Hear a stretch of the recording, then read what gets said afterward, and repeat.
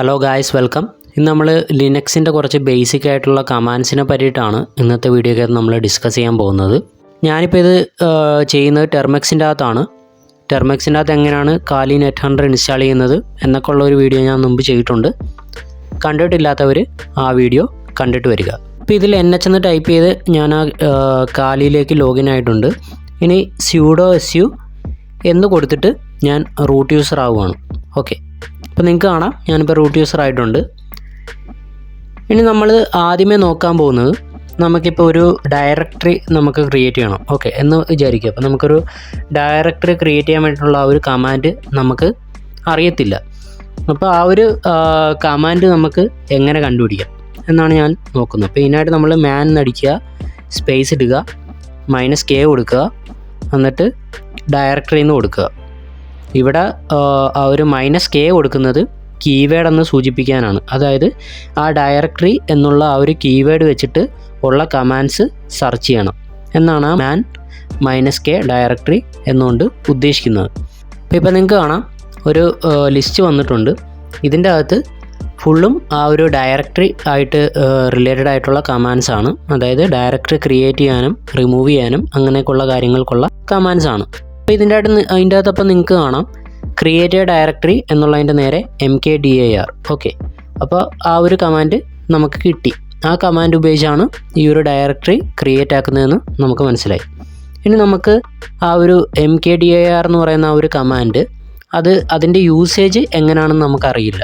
Okay, അപ്പോൾ ആ ഒരു കമാൻഡ് എങ്ങനെയാണ് യൂസ് ചെയ്യുന്നതെന്ന് അറിയാൻ വേണ്ടിയിട്ട് നമുക്ക് മാൻ എന്നടിച്ചിട്ട് mkdir എന്ന് കൊടുത്താൽ മതി.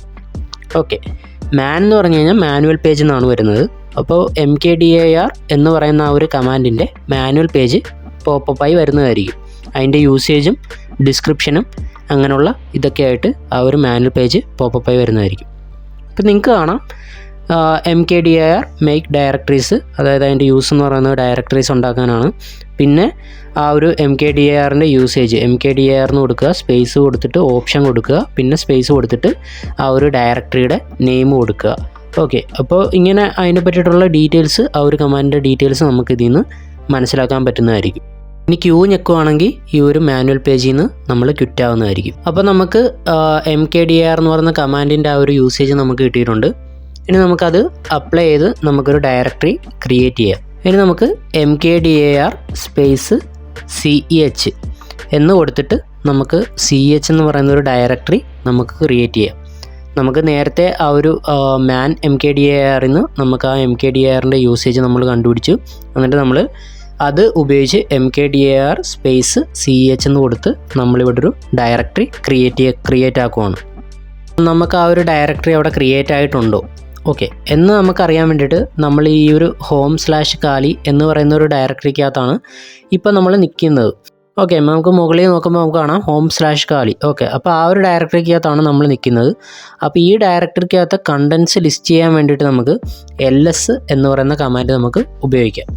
ls എന്ന് പറഞ്ഞു കഴിഞ്ഞാൽ ലിസ്റ്റ് ഡയറക്ടറി കണ്ടൻസ് എന്നാണ് ആ ഒരു ls എന്ന് പറയുന്ന കമാൻഡ്. ഓക്കെ, നമ്മൾ ls അടിക്കുമ്പോൾ നമുക്ക് കാണാം ch, അതായത് നമ്മളിപ്പോൾ ക്രിയേറ്റ് ആക്കിയ ആ ഒരു ഡയറക്ടറി ഈ home/kali എന്ന് പറയുന്ന അതിൻ്റെ അകത്ത് വന്നിട്ടുണ്ട്. ഇനിയിപ്പോൾ നമുക്ക് cet എന്ന് പറഞ്ഞുകൊണ്ട് ഇതേ കണക്കൊരു ഫോൾഡർ ക്രിയേറ്റ് ചെയ്യണം.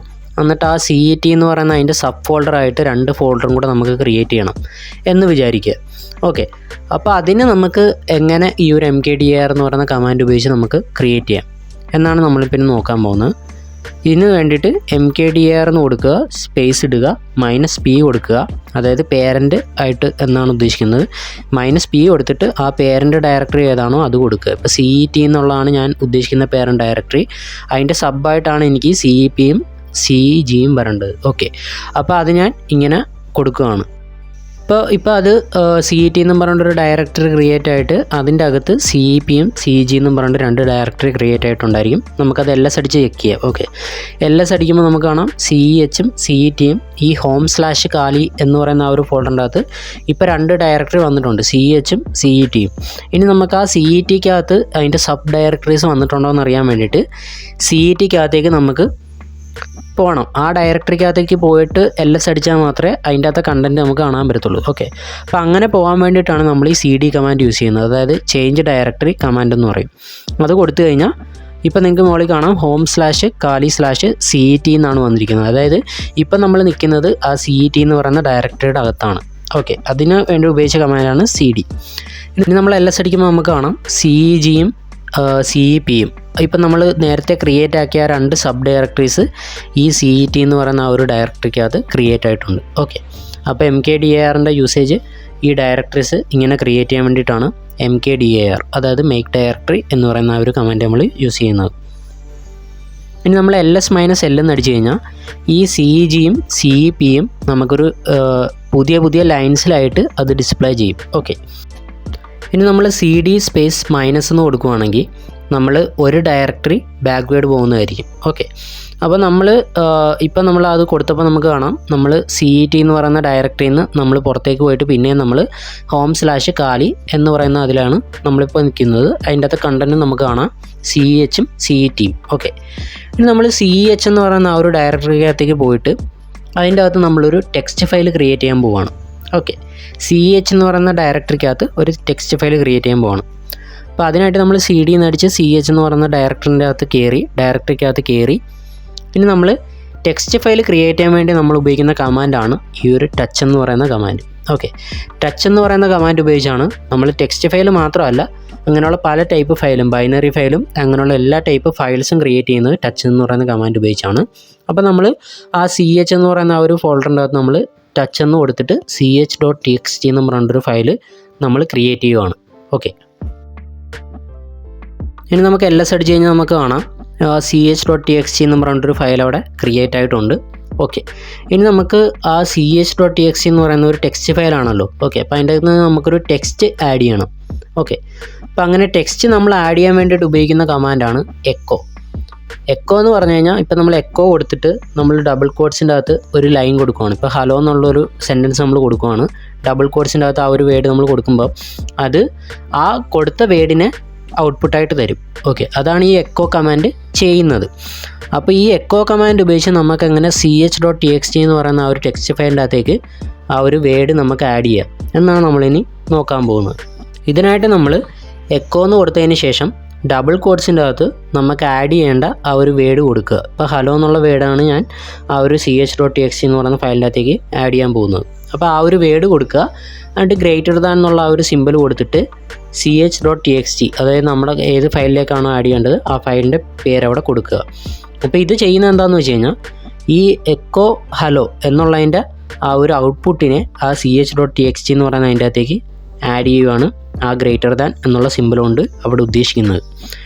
അപ്പോൾ ഇപ്പം അത് ആ ch.txtക്കകത്തേക്ക് ആഡ് ആയിട്ടുണ്ടോ എന്ന് നമുക്ക് ചെക്ക് ചെയ്യാൻ വേണ്ടിയിട്ട് നമുക്ക് ആ ch.txt എന്ന് പറയുന്ന ഫയൽ നമുക്ക് റീഡ് ചെയ്യേണ്ടി വരും അല്ലേ. ആ ഫയൽ നമ്മൾ റീഡ് ചെയ്താൽ മാത്രമേ നമുക്ക് അതിൻ്റെ അകത്ത് ആ കണ്ടൻറ്റ് വന്നിട്ടുണ്ടോ എന്ന് നമുക്ക് അറിയാൻ പറ്റത്തുള്ളൂ. അപ്പോൾ അതിനുവേണ്ടി ഉപയോഗിക്കുന്ന കമാൻഡാണ് കോൺകാറ്റിനേറ്റ് എന്ന് പറയും. ക്യാറ്റ് ഉപയോഗിച്ചിട്ട് നമ്മൾ സ്പേസ് കൊടുത്ത് ആ ch.txt എന്ന് കൊടുത്തു കഴിഞ്ഞാൽ അതിൻ്റെ അകത്ത് ഉള്ള ആ ഒരു കണ്ടൻറ്റ് നമുക്ക് റീഡ് ചെയ്യാൻ പറ്റുന്നതായിരിക്കും. അപ്പോൾ നിങ്ങൾക്ക് കാണാം ഹലോ എന്നും പറഞ്ഞുകൊണ്ട് നമ്മൾ കൊടുത്ത ആ ഒരു ഇത് അതിൻ്റെ അകത്ത് വന്നിട്ടുണ്ട്. അപ്പോൾ ഇത്രയേ ഉള്ളൂ ഇന്നത്തെ ഒരു വീഡിയോക്കകത്ത് ഞാൻ കവർ ചെയ്യാൻ ഉദ്ദേശിച്ച ടോപ്പിക്ക്. അടുത്ത വീഡിയോക്കകത്ത് നമ്മൾ ബാക്കി സെക്ഷൻസ് നമ്മൾ പറയുന്നതായിരിക്കും. ഇന്നത്തെ സെക്ഷൻ്റെ അകത്ത് നമ്മൾ മാൻ കമാൻഡിനെ പറ്റി പറഞ്ഞു, MKDIR എന്ന് പറയുന്ന കമാൻഡിനെ പറ്റി പറഞ്ഞു, LSനെ പറ്റി പറഞ്ഞു, CDയെ പറ്റി പറഞ്ഞു, ടച്ച് കമാൻഡിനെ പറ്റി പറഞ്ഞു, എക്കോ കമാൻഡിനെ പറ്റി പറഞ്ഞു, ക്യാറ്റ് കമാൻഡിനെ പറ്റി പറഞ്ഞു. അങ്ങനെ നമ്മൾ ഇത്രയും കമാൻഡ്സ് ഇന്നത്തെ വീഡിയോയിൽ പറഞ്ഞിട്ടുണ്ട്. അപ്പോൾ വീഡിയോ എല്ലാവർക്കും മനസ്സിലായെങ്കിൽ തീർച്ചയായിട്ടും ലൈക്ക് ചെയ്യുക, ഷെയർ ചെയ്യുക, സബ്സ്ക്രൈബ് ചെയ്യുക. പിന്നെ ഇന്ന് പഠിപ്പിച്ച കാര്യങ്ങളെല്ലാം പോയി പ്രാക്ടീസ് ചെയ്യുക. അപ്പോൾ നമുക്ക് അടുത്തൊരു വീഡിയോക്കകത്ത് കാണാം.